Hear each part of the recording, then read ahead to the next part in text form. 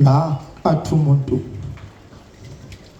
uma umphefumulo wakhe wawubeka khona, wawubeka endaweni right.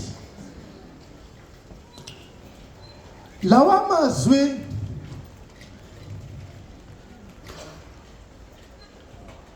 akawasho nje uJesu ngoba naku efa. Ngumthandazo lo owaziwayo. Akakuba uthi umuntu ma eyolala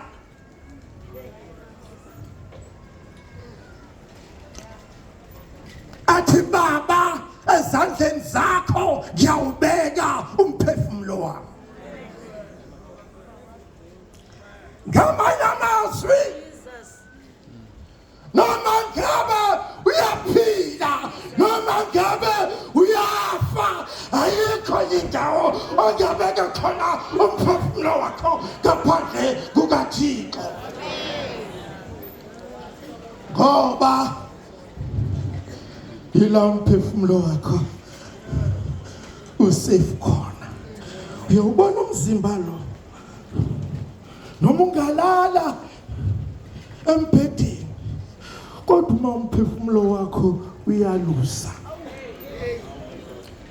umzimba awukwazi ukuphumula. Kufanele qala ukuze kulunge umzimba, kufanele qala kulunge umphefumulo.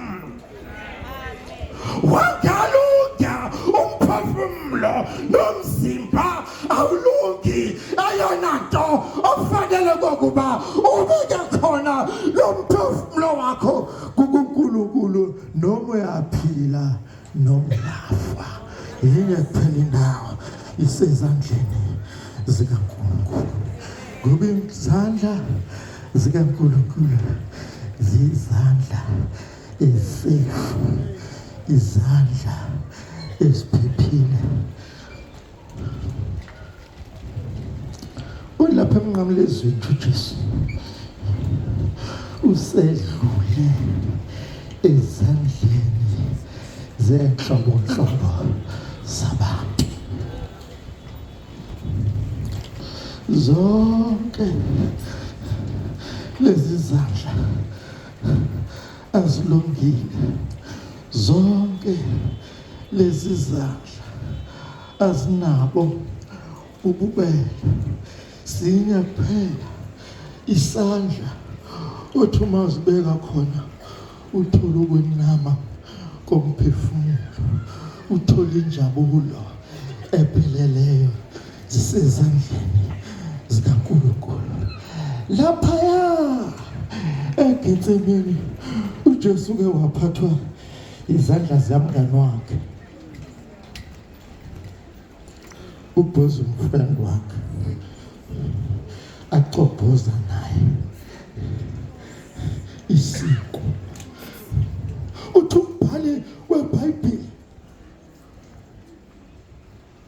uke waqhamuka uJuda Iskariyoti, uthi meqhamuka wazama ukuthi amsondeze uJesu, kodwa uzama ukumthuthuzela nje uJesu, uthi lala lulasa izakwangu. Ngamanye amazwi, noma ungaba kumngane wakho, kodwa yazi lokhu okokuba nabumngane wakho, uBuzo umfriend wakho odla nayo, omxoxela zonke indaba zakho, umphefumulo wakho kuyena awuphephile. Esinye isandla esithinta uJesu esomfundisi wakhe uCaiaphas. Lapha uJesu ungumhamente, kodwa uCaiaphas ungumfundisi wakhe, kodwa uCaiaphas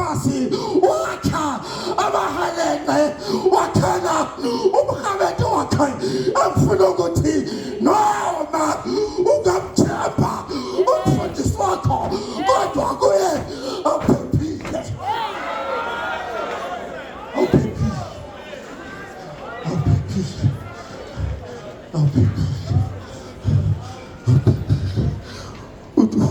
Ukumbona umuntu ethi uyamthanda uNkulunkulu kanti cha, uthanda umfundisi wakhe,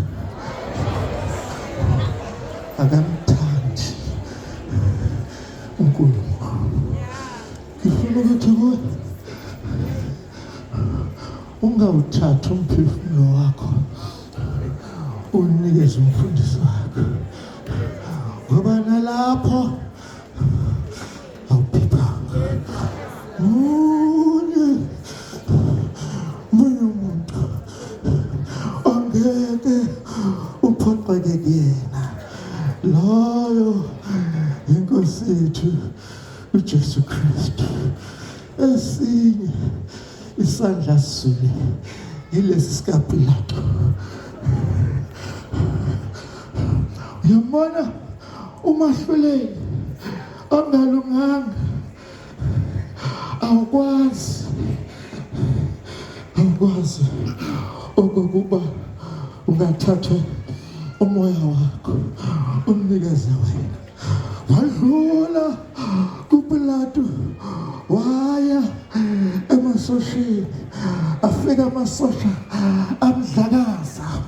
uPilato nje nabapristi bayazi okokuba amasosha akanganambeza, ngoba ukwethi umuntu ulungile kodwa kuthathe ayokufaka abantwini abangalunganga, asale yena abemsulwa, akuthathe athi usibani okwenze lokhu mina bengingekho, kanti yena okuthathile. Ngifuna ukuthi isihlobo sami noma ungamthatha umzalwane wakho uyomfaka kulaba abantu, nguwe omfakele, nguwe emfakele. Uthi Jesu emnqamezweni namhlanje, uthi Jesu namhlanje ezandleni zakho ngiyawubeka umoya wakho. Akathi manje uJesu uvuma ingoma uthi ngangiyekethisana isifo nokufa, sangilibona ikhelana engaphakade.